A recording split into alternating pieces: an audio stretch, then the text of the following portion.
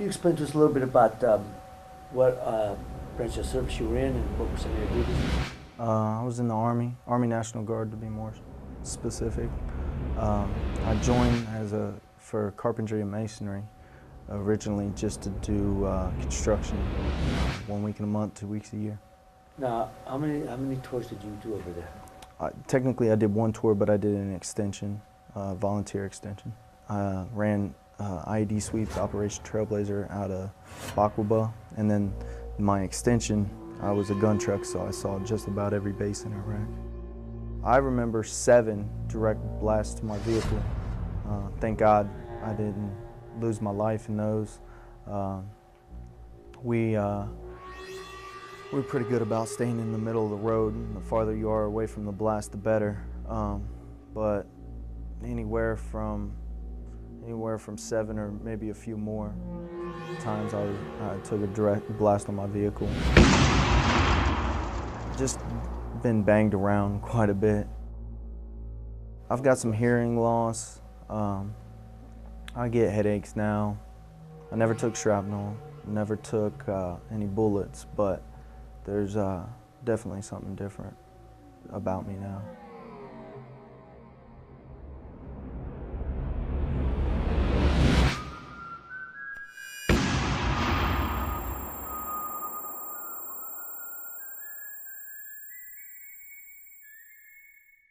There's really no denying that we come from a warrior culture.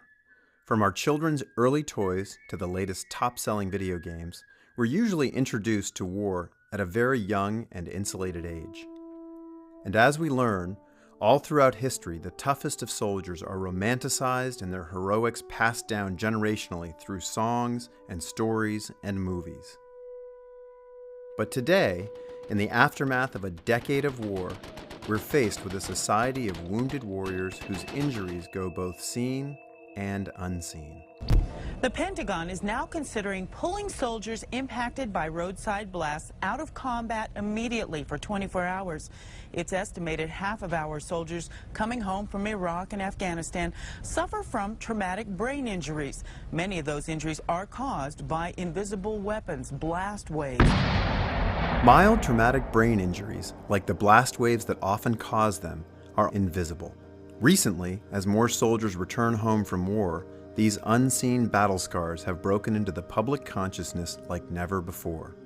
But they quickly dissolve from view with tomorrow's breaking news story or celebrity scandal. The problem is that traumatic brain injuries, the signature wound of today's modern combat, is growing to epidemic proportions. It is now believed that there are more than 400,000 combat veterans who currently suffer from traumatic brain injury, more commonly referred to as TBI. And if we continue placing our soldiers into new and sustained conflicts, those numbers will likely grow. It is now thought that TBI may be related to post-traumatic stress disorder, PTSD, or what will probably be officially renamed post-traumatic stress, as there is a movement to drop the stigma-carrying word disorder. Regardless of what the future acronym will be, conservative numbers estimate 1 in 5 soldiers returning from Iraq and Afghanistan are sufferers of post-traumatic stress. Together with TBI, this debilitating combination is poised to plague the future of our nation and our world, unless, collectively, we can do something now. But the first step in fighting TBI is to attempt to better understand it and those who suffer from it. Chances are you've already come into contact directly or indirectly with a combat vet who is affected by TBI and you didn't even know it. You can't tell by just looking at them, but those with TBI suffer from symptoms of severe depression, high rates of drug and alcohol abuse, unemployment, criminal behavior, and eventually, if untreated, increasing incidence of suicide. In our attempt to resurrect our broken warriors, the production team behind Operation Resurrection gathered experts, advocates, and veterans from all over the country to give the world a better understanding and appreciation for the growing challenges our combat vets face. Our hope is to raise awareness for veterans with TBI and, by working together, provide more effective solutions for treating this combat-related injury. While the term PTSD has been around since the mid-70s, how many people really know about traumatic brain injury? With assistance from veterans advocate and legendary former lightweight boxing champion Ray Boom Boom Mancini, we visited a shopping mall in the heartland of America to find out. Do you guys know what, you've heard these terms, I just to know if you know what the TBI, you know what TBI is? Yeah. What is that? I don't know exactly, but I know kind of what it is. It stands for traumatic brain injury. Yeah. PTSD? No. Post-traumatic stress disorder. Okay. You know, it used to be back in Vietnam days and World War II, the guys were shell-shocked. You know what a TBI is? No, I'm sorry. No, I didn't either, so don't be sorry. Are you familiar with TBI? I'm not. TBI. Traumatic brain injury? Well, I've heard of it. Yeah. Let's put it that way. But not everyone Ray talked to was completely in the dark about our veterans. And when they come back, I mean, what are some of the things they suffer from? Well, all kind of issues. I mean, amputations, traumatic brain injury. Do you know what a TBI is? Traumatic brain injury, I do know. I didn't know. I'm glad you did. Right. Well, I also know because I'm a nursing home administrator. Do you know what a PTSD is? Post-traumatic stress disorder. Okay, Yes. TBI? No. Traumatic brain injury? Okay. Of those interviewed, only a handful of people, mostly from the medical field, even knew of the term TBI. But surprisingly, 7 out of 10 people Ray spoke with were not only unaware of TBI, but also unaware of PTSD. So just how far back have these ailments been plaguing veterans of war? To answer that question, we enlisted our veteran advocates and experts. In the Greek classics written 3,000 years ago, Homer's Iliad and Odyssey are full of very clear depictions of veterans in various states of psychological trauma and acting out in ways that today would bring them into the criminal court system. When Ulysses gets home after 10 years of fighting in Troy, of having to deal with all the giants and the sirens and all that, and probably getting his head hit a couple of times since they were all wearing helmets, gets home and the first thing he says when he steps on shore is, "Who are these people? I don't know who the hell they are." I mean, they're his family. In fact, some authors believe that Homer intended those stories to be metaphors for the psychological and spiritual effects of war on warriors. Of course, back in ancient times, there was no name for it. But by the late 1860s, those other than warriors began to take note of the lingering symptoms of combat. Particularly after the Civil War, we've got really good data. And one place in particular, the Pennsylvania State Penitentiary, the warden there, in the wake of the Civil War, seemed to recognize that there was something going on here and started documenting the Civil War veterans coming into his prison. And he documented in the first 3 months after the end of the Civil War, a huge influx of prisoners came into his prison. 90% of them, he documented, were combat veterans who he termed shattered by their experience.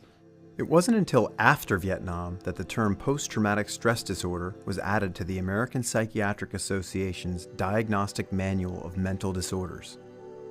Now, more than 30 years later, it is slowly becoming understood that PTS may actually be a symptom caused by a traumatic brain injury. And because of advances in medical treatment, more soldiers are surviving severe, life-threatening wounds only to be left with TBI. The importance of having the neurosurgeons involved is that the signature wound in these wars, Iraq and Afghanistan, is polytrauma. You get your legs blown off and you have a traumatic brain injury. In order to fully understand TBI, we listened to soldiers who had experienced combat firsthand and were left with this, the signature wound of our modern wars. Well, I was in the Army. I was in for 8.5 years. I was drafted into the service August 6th of 1966. I was in the military in 1969. I spent 2 tours in Vietnam. I was wounded on my first tour. Completed high school early to join in 2005. I was 18 years old. My MOS was a communications repair. I was in the Army National Guard to be more specific. I was stationed in Tikrit at FOB Spiker. But I traveled around a lot. I ran IED sweeps, Operation Trailblazer, out of Bakwaba. And then my extension, I was a gun truck, so I saw just about every base in Iraq. We were tasked with patrolling some areas and making sure some bridges were secure. and happened to be going across a bridge when they blew it up. The first time I ever got blown up was while in these towers, and then I had a big mortar, fired into where I was at and blow up right underneath the tower I was in. Mortar attacks are like, it's an everyday thing, mortar attacks. Firefights, it's just like what I tell people when they want to join the military. Sure, it's like Xbox and PlayStation, only you die. There's no coming back. And when I say it's raining bullets, it was literally raining bullets. I proceeded to grab the machine gun and attempted to kill as many Viet Cong as I could so that we can get out of the area. The only thing I can remember is coming to in the medevac. They had loaded, they had loaded me up, wounded, along with the dad in the rucksacks. So I'm up on the 50 cal, haven't slept in over a day, day and a half. I started dozing off, falling asleep. I'm embarrassed that this happened, you know what I mean? I'm the eyes and ears of the convoy, people's lives are in my hands. When you go into combat, you're turned into this killer, shoot first, ask questions later. It's not like a dream, it's more like, no shit, your training kind of kicks in, you know what to do, it's muscle memory. It's cool, it's dark, I haven't slept in a day and a half, and all of a sudden, pop, pop, pop, pop, boom, explosions going off, I just wake up shooting. I don't even know what I'm shooting at, man, just buildings. I was actually injured overseas, or over there too, in Mosul by a grenade. I was going across a bridge and I got blown off the bridge, and I tried to catch myself with the arms, but my arms shattered. Most IEDs, how they happen while you're driving, they wait until your vehicle passes by and they hit a switch, boom! It feels like your whole chest caves in, all the air sucked out of your chest. You can feel the pressure on your entire body. A giant cloud of dust and smoke comes around the vehicle. You can't see anything. You don't know if you're hit. It happens so fast, it's so loud, you can't hear. And it is the most terrifying experience you've ever been through. But an IED is a misnomer. It's called an improvised explosive device. Well, the Pentagon's data on IEDs is hardly primitive or hardly improvised. If you wire together 305 or 155 millimeter shells, put them in the ground, put 10, 12 pounds of Sentex on top of them, and then some canisters of butane gas, it'll turn over a 70-ton M1A1 tank. Within 10, 15 meters of the blast, the temperature is 6,000 degrees Fahrenheit. The blast wave moves out at like 14,000 feet per second, 400 or 500 times atmospheric pressure. I mean, you can get your brain rattled if you're 50 meters from one of these. I mean, so, they're not improvised. They're very sophisticated. I've had the pleasure of experiencing an IED or two, and it just rocks your socks off. It rocks you. It's hot. It's dusty. There's smoke. You're disoriented. It actually hit all 7 of us who were on that rooftop that day. I came out of being knocked out, and I had this floating sensation, but I couldn't see out of my eye and I couldn't move because there was weight on top of me. I thought I was dead. I actually had shrapnel into my right forearm, my left and right thighs, my forehead.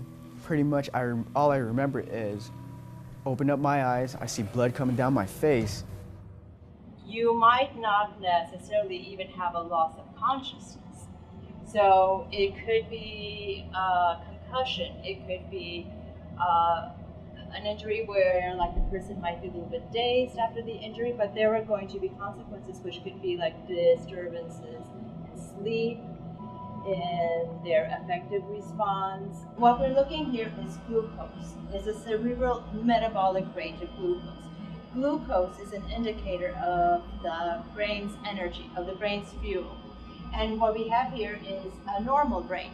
And basically red means more activity, whereas blue and purple means less activity. And this is a person that has a brain and is conscious, is awake, is not sleeping, and you can see that there's activity in the brain. This person is thinking and different areas are being activated. Here we have someone that had a severe head injury. This is a person that was in coma when this scan was done. And you see that the level of activity is quite lower. This is a person that actually had a mild head injury. This is a person that was able to walk, that was fully conscious, that walked up, and you see they're very similar. They both have a metabolic depression. There are neurosurgeons who will tell you that they'd rather take care of a patient that had a penetrating head wound with the damage along the track than somebody who has a significant concussive injury. Trauma, the common element in both PTS and TBI, is also the common denominator among all the combat vets we spoke with. It's this same trauma, usually in the form of repeated blast injuries, that makes the combat vet's transition back into civilian life so difficult. Because the first thing that goes in concussive injuries is what's called executive functions. In essence, thinking. Our brain's executive function has everything to do with who we are, how we organize and plan our lives, and how we function with others. When I first got back, transitioning back into society, I always had a problem with crowds. I was hyper vigilant. I was constantly looking at hands, looking above ground. You have that paranoia for a lot of years when you come home, and people don't even realize. I never realized I had it. I don't go to the mall or the supermarket. I've got a wife that goes to the mall and the supermarket. If I need new clothes, I'd send someone else to go get it for me. But I was always terrified of them. There was nobody after me. It was my own paranoia. So you're carrying a gun, you're carrying a knife, a weapon, anything to protect yourself, because they still think in their mind someone's coming after them. I have a problem socializing with people in general. Sporadically, I have kind of like migraines, just sensitive to sunlight, and man, tinnitus is a bitch, Like right now, I have ringing in my ears, so. When I got out, I did have a major problem with insomnia. I couldn't go to sleep. Sleep deprivation. I was having nightmares, real bad nightmares. A lot of times I wouldn't remember them. My girlfriend would tell me I was crying in my sleep, or I'd wake up screaming in my sleep. It would be myself and my team entering a house. We kick in the door, and it's in the kitchen. And we make sure the house is clear. Well, and there's a woman shaking there, and speaking Iraqi to us. Next thing I know is that she runs up to me, and I get blown up. And all of a sudden, I wake up from my nightmare, just sweating. Rebecca Kramer, the mother of combat veteran Andrew Chambers, explained to us some of the differences she observed in her son upon his return from war. They had a welcome home for him close to here, and he got off the bus. It was a hero's welcome. My family was there. Everybody was proud to see us. When we came through the airport, everybody was clapping for us. It was a touching moment. And I went to touch his face, and he blocked me. It was just reactionary. I still didn't see it for myself. It was just what friends and family were telling me. He came around pretty quickly, but you couldn't come up behind him and give him a squeeze or anything, because he went into defense mode. Family members telling me they're scared of me. He was really excited to be home. Unfortunately, he started drinking right away and couldn't cope. He couldn't hold a job. It was getting bad. I wasn't sleeping. I was drinking too much. When I got out, I definitely had, some friends, here in Ohio that, weren't ever in the military, so they were civilians all their lives. So a different, influence, alcohol, drugs. Went into the VA medical center in Columbus, Ohio, and told them what was going on. They diagnosed me with post-traumatic stress.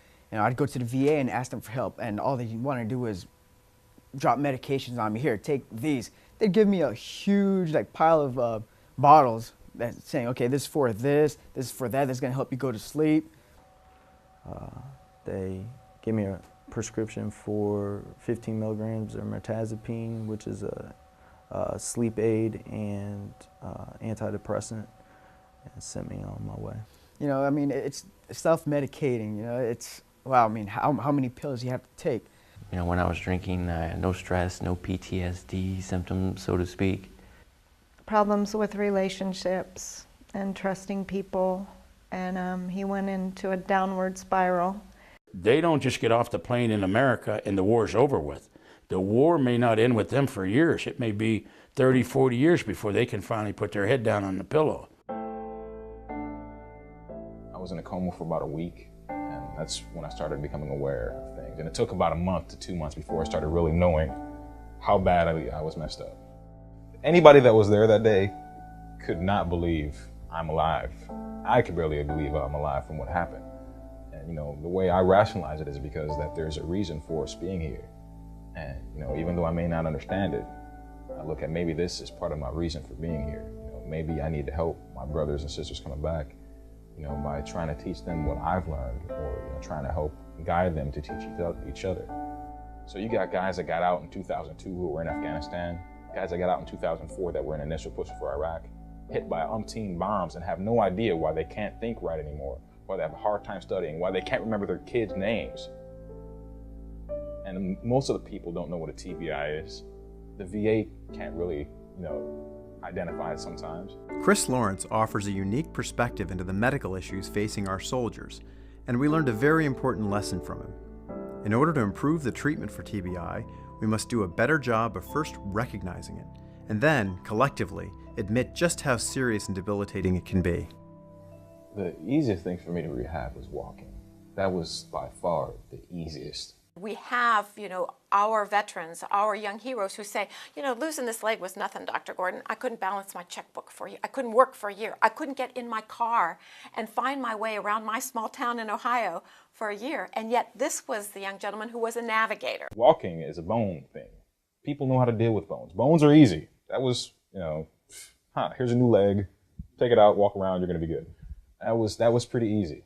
A thing that got me, it was really, you know, my TBI, because they didn't really give me a test or a diagnosis like a serious one. It's like anything else in medicine, the sooner you get to the problem, the better off you are. But the consequences of a malfunctioning brain are so much greater than a malfunctioning arm. When I got my TBI inventory done, because it was so far out, they recognized that, yeah, I had one.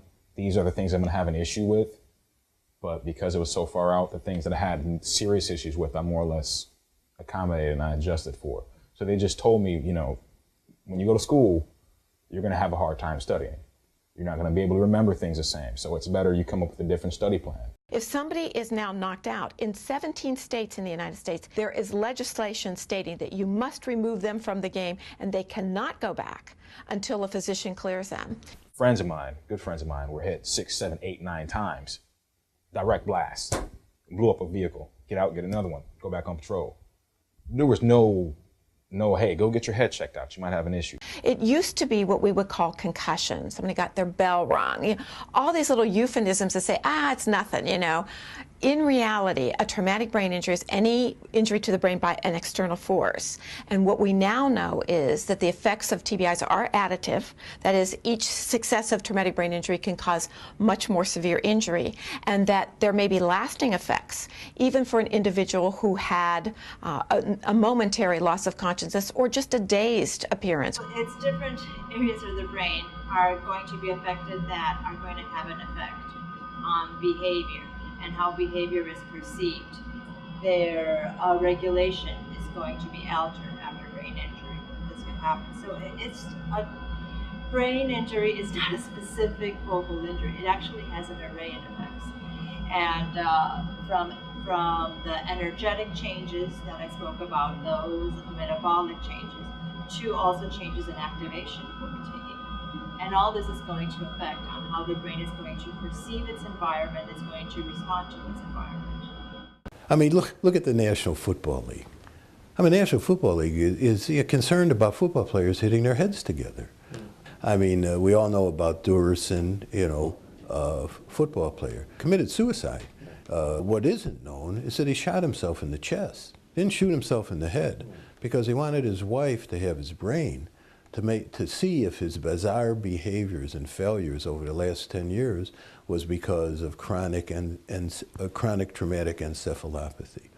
These are the kind of problems that will absolutely ruin a life. And they not only ruin the warrior's life, they ruin the family life, they ruin the community life. And eventually, if we don't get them back into society with feeling productive about themselves and into productive jobs or education, we'll be paying for them, and we'll be paying for them in jail, or we'll be paying for them in a mental institution. TBI really didn't start coming to the forefront of people's minds until late 2007, 2008, which means we were already 6-7 years into the war. So we really need to go quite a distance yet with the Department of Defense, with our military, in order to get the proper treatment immediately after the blast injury.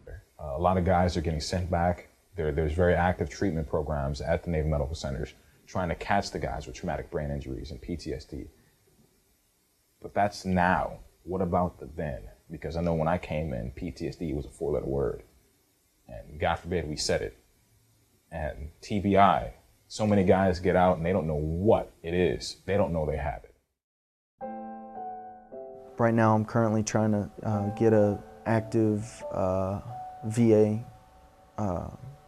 group set up here that meets once a month. It's right now it's just kind of a pipe dream, but I'm working on it, trying to get that set up. Is there many veterans here? There's several veterans here. I've got 3 on my block alone. My cellie's a veteran. He was in Iraq. And I think all in all we've got, that I know of, 17 Iraq or Afghanistan veterans. September 11th happened, and I made up my mind that I was gonna serve this country. I spent one more Christmas with my family, and then I left 2 days later. I was a turret gunner, so I hang out at the top of the Humvee holding the 50 cal and wait for it to go down. Essentially, we drive around looking for trouble. 15 miles an hour down the road, looking at the side of the road, looking for changes. If you see where a spot's been dug, then try to investigate it, see if there's a bomb buried there. And I've been on Operation Trailblazer. I was hit by an ID that knocked us on 2 wheels and came back down on all 4, luckily, but I thought we were gonna tip.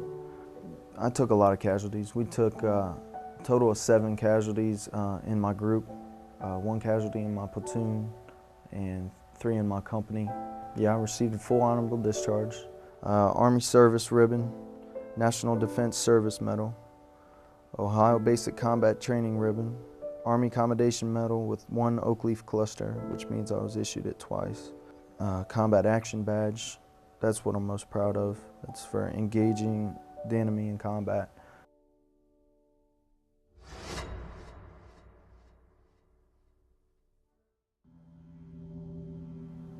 I didn't think he was going to call the police. He was the primary aggressor in my eyes. I felt like it was a bad situation. I made some bad decisions, but I didn't think he was going to call the police. Next day, I see my picture on the news, armed and dangerous, approach with caution. They charged me with attempted murder, felonious assault, aggravated robbery, 2 felony 1 kidnappings, 1 felony 2 kidnapping for the people that were in the room with him, disrupting public services, and tampering with evidence. It's a little-known fact that 61% of all veterans in state or federal prison have received an honorable discharge. So I was out doing normally what I do, and I decided to drive home with a friend of mine. And then about a mile away from where I lived, on a back road, I got pulled over. But I got charged with a DUI. And I remember waking up the next morning like, wow, I can't even believe that even happened. Because I've had a few speeding tickets in my day, but I've never really been in trouble. Kind of humiliating, kind of an eye-opener. I had to call a lawyer and find out, what was this going to do to me? Especially just getting out of the Army. Like, I don't know how that was going to affect me getting a job in the future, or, was I going to, jail time? I didn't know how any of that worked. Our comparison of the extreme case of Andrew Chambers with the less harrowing but still challenging troubles of Curtis Armstrong reveal just how varied a veteran's experience of the criminal justice system can be. I tried to get a medical evaluation so I could get on some type of medicine, but never got one in the county jail. So eventually I just bled out. I had to get out of there. I pled guilty to felonious assault because I am guilty of felonious assault. And I pled no contest to the other charges.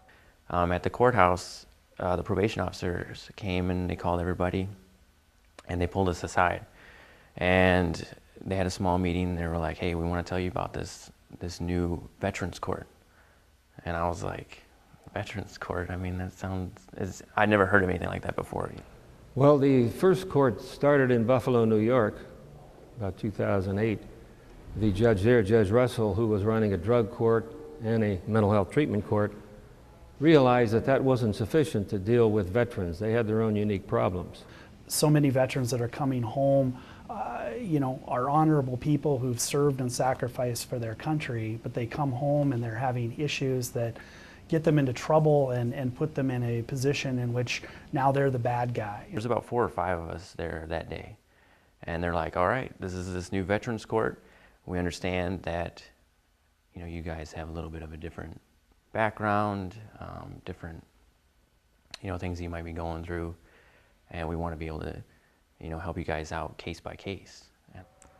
When I walk into the courtroom, cuffed and shackled, my family's there. Some friends of the family was there. Everybody's crying. There's a lot of the veterans that were going to like anger management classes and post-traumatic stress counseling sessions that they'd never even been to or never even knew it was available. Or these programs, like for anger management, for instance, that wasn't covered through the VA or anything like that. But with this Veterans Court, I saw guys that were able to do these courses without paying out of pocket. There was lawyers that were working pro bono. They're helping out these guys who some didn't have jobs. Yeah, to my knowledge, there was no Veterans Court, and I didn't even know that a Veterans Court existed. I was never given the option. I've never even heard that. The first problem I encountered was none of the judges, none of the prosecutors, none of the defense attorneys, no one asked if somebody had a military background. So how can you treat a vet if you don't even know they're a vet? Well, before, veterans were never really identified in the criminal justice system. We just started about a year ago, and we were amazed at the number of veterans that we have in the system, that nobody ever asked about their status. I served in the Army as a recon scout in the late 80s, early 90s. It didn't take me long to realize how many combat veterans we had in the criminal justice system. And at that time in the late 90s, when I was starting out as a lawyer, it was Vietnam veterans primarily, who still 30 plus years after their war were still dealing with psychological issues from their war that were bringing them into the criminal court system. Many, many, many of our homeless are Vietnam veterans. And so it's not just that we need to treat the new veterans. We have an obligation to treat some of the older veterans that we've never properly diagnosed or recognized. And it's going to get more important because there have been over 1 million troops deployed to Iraq, Afghanistan, other places.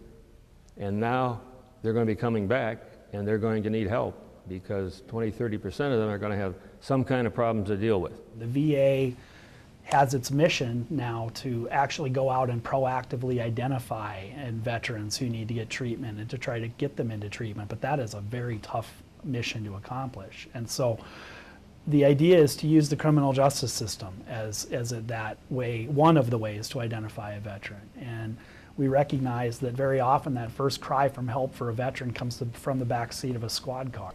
What I really find is different about the population involving veterans is most of them were perfectly law-abiding citizens before they went into the military. They had no history of violence, no history of drug abuse, no history of anger management.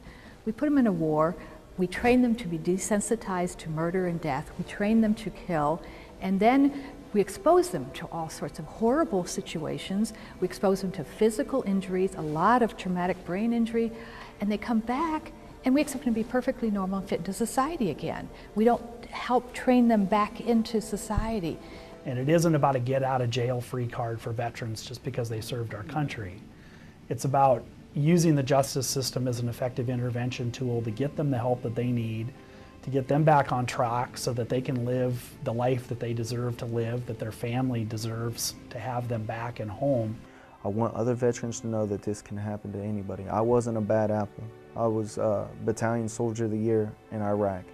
I made rank after 4 years. I was a sergeant. If you ask the guys I was overseas with when the bullets start flying, there's nobody you would want besides you more than me. I'm not a bad apple, but this still happened to me. Even if I can just get one veteran to be like, you know what, I'm gonna go to the VA, or I'm gonna get some counseling, or I'm gonna quit drinking, or if I can just change one veteran's life, it'll be worth it to me.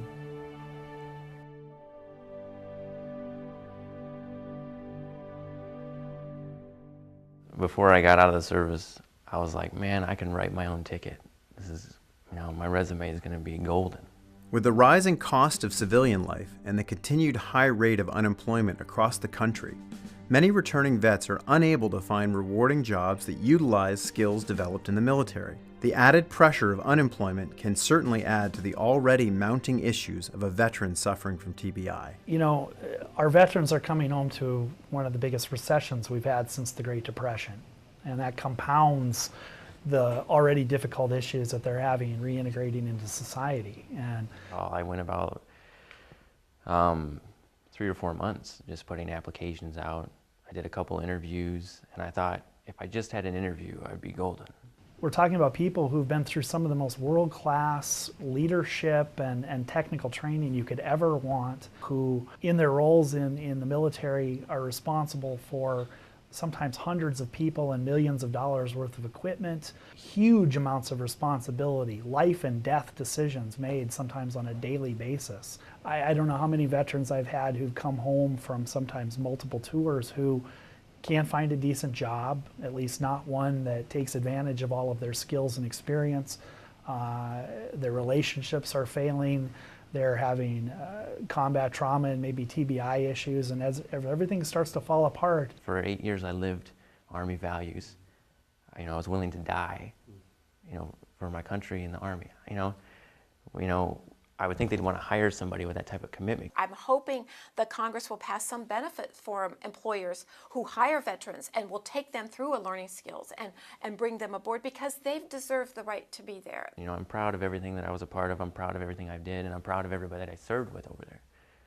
But now that I'm home, why can't I get a job doing something that I know that I can do? The sooner we act, the sooner our warriors can return home to evolving and ever-improving solutions.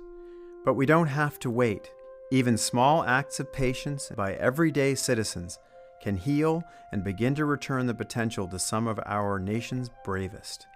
We really do have the chance to have the next greatest generation of veterans here. These are people who can be wonderful assets to their community, with life experiences that are not duplicated anywhere else. At a time when our country needs heroes more than we ever have, who are many of them are gonna need some help. But if they get that proper help, they can be one of the most valuable assets that we've got.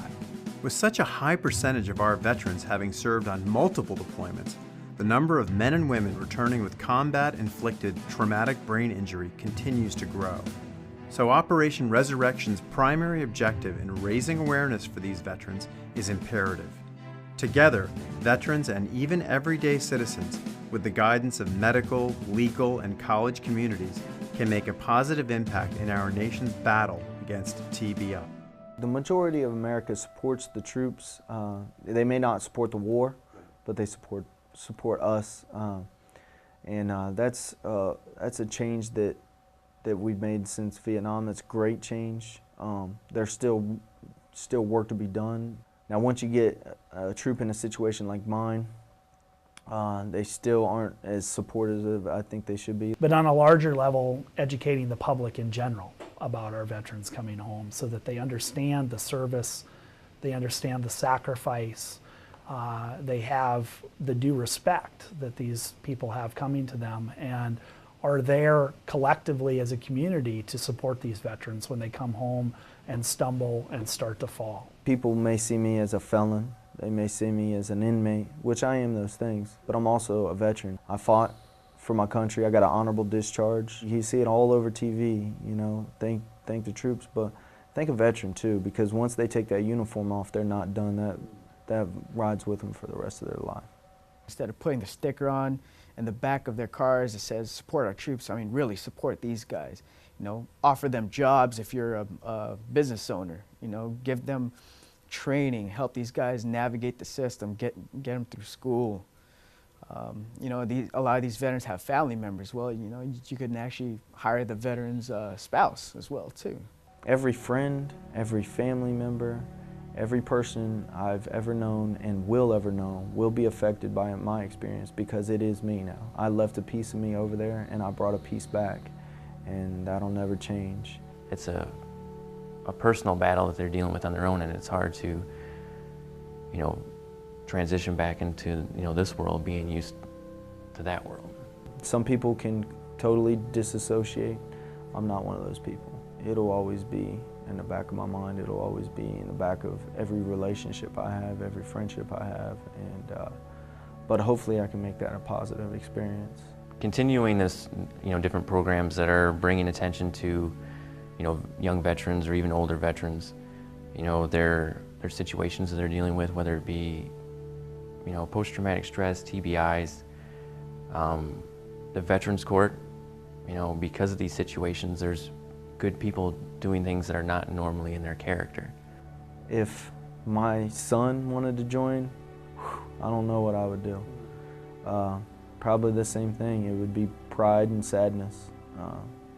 Pride and sadness. I'd be proud of him for wanting to join, and I'd be sad because I know what it could mean.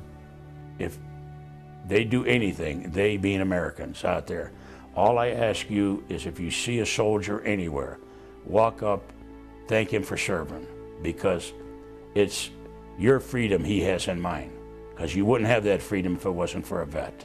You know, the education and, you know, the awareness can be brought up with these things. I mean, then it's just a matter of time before it's easier for these guys to get the help and assistance that they need. There's no reason why young people who are in medical school shouldn't be working at the VA.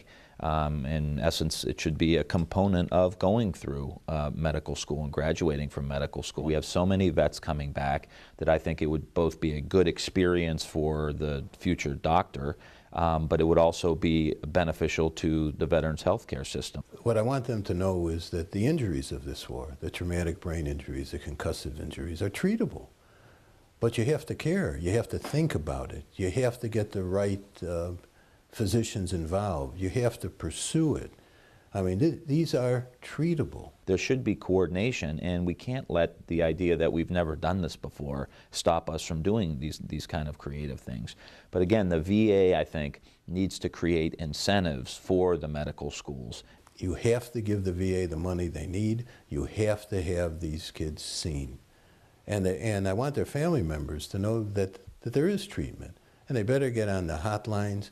They better call their congressman. They better get organized with the veterans groups. If we can be doing something together that would ultimately help the veteran in the long term, I think we need to do that. I just want a normal life. I want to get married, have a wife, some kids, you know, a little house, work a job, and just, you know, just watch my kids grow up. You know, I'd really like to get into like private security or public relations or something like that, because it's something that I'm really good at. You know, something I'd be comfortable doing regardless of, you know, PTSD or anything like that. But yeah, definitely finishing college and finding, you know, a higher paying job, something that I enjoy doing, is definitely top on my priority list right now. But I do have some hopes and dreams. I really want to dedicate my life to veterans and transitional counseling, and I'd really like to work with veterans coming home. Let's start bringing back that brain, that warrior, the warrior's family, the community. Let's bring them all back so that they will have some hope that their future will have employment, will have an education, will have excellent health care, and they can come back to be the true warrior that they are. This collective and unified front approach is the only path to victory. And even you can help today by getting involved, supporting local veterans events, and contacting and encouraging our elected leaders to support and write legislation that hastens the reacclimation of our combat vets into civilian life. Like my grandfather, General George S. Patton Jr. once said, "Either lead me, follow me, or get out of my way." That's the audacity and determination that Operation Resurrection asks of you, so that we can speed the salvation of our battle-scarred heroes. Today, you can help immediately by supporting and donating to advocacy groups like resurrectinglives.org and many others. By just spreading the word through social media and town halls, you can help to educate and raise awareness. Let us never forget the sacrifice they made for this country.